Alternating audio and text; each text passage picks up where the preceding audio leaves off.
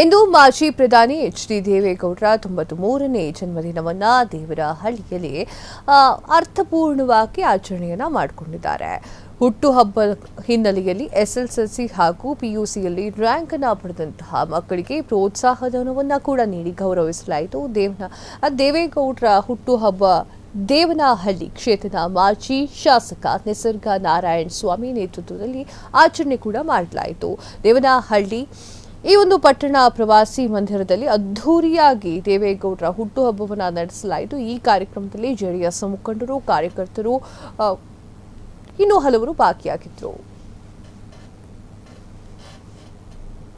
ಪಕ್ಷದ ರಾಷ್ಟ್ರೀಯ ಅಧ್ಯಕ್ಷರಾದ ದೇವೇಗೌಡ ಅಪ್ಪಾಜಿಯವರ ಹುಟ್ಟುಹಬ್ಬದ ಸಲುವಾಗಿ 93ನೇ ಹುಟ್ಟುಹಬ್ಬದ ಸಲುವಾಗಿ ಇವತ್ತು ದೇವನಹಳ್ಳಿ ತಾಲೂಕಿನಾದ್ಯಂತ ಎಸ್ಎಸ್ಎಲ್ಸಿ ಮತ್ತು ಪಿಯುಸಿಯಲ್ಲಿ ಅತಿ ಹೆಚ್ಚು ಅಂಕಗಳನ್ನು ಪಡೆದಂಥ ವಿದ್ಯಾರ್ಥಿಗಳನ್ನು ಗುರುತಿಸಿ ಅವರಿಗೆ ಒಂದು ದೇವೇಗೌಡ ಅಪ್ಪಾಜಿಯವರ ಒಂದು ಏನಿವತ್ತು ಜನ್ಮದಿನದ ಒಂದು ಸವಿ ನೆನಪಿಗಾಗಿ ಇವತ್ತು ತಾಲೂಕಿನಲ್ಲಿರ್ತಕ್ಕಂಥ ವಿದ್ಯಾರ್ಥಿಗಳನ್ನು ಗುರುತಿಸಿ ಇವತ್ತು ಅವರಿಗೆ ಸನ್ಮಾನ ಸಮಾರಂಭವನ್ನು ಇಟ್ಕೊಂಡಿದ್ವಿ.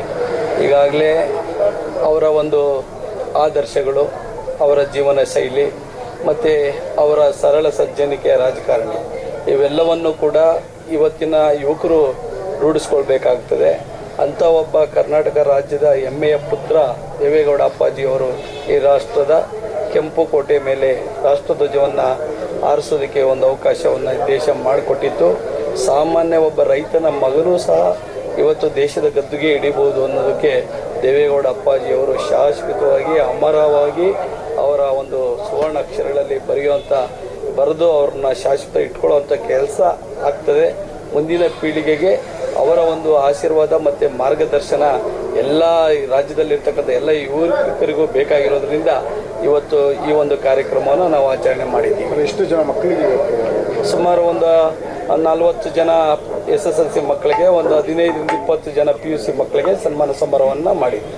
ಸರ್ ಕೊತ್ನೂರು ಪಕ್ಷದ ರಾಷ್ಟ್ರೀಯ ಅಧ್ಯಕ್ಷರಾದ ದೇವೇಗೌಡ ಅಪ್ಪಾಜಿಯವರ ಕ್ಷಣ ಕ್ಷಣದ ಸುದ್ದಿಗಳಿಗಾಗಿ ಫ್ರೀಡಂ ಟಿವಿ ಸಬ್ಸ್ಕ್ರೈಬ್ ಮಾಡಿ, ಲೈಕ್ ಮಾಡಿ ಹಾಗೂ ಫಾಲೋ ಮಾಡಿ.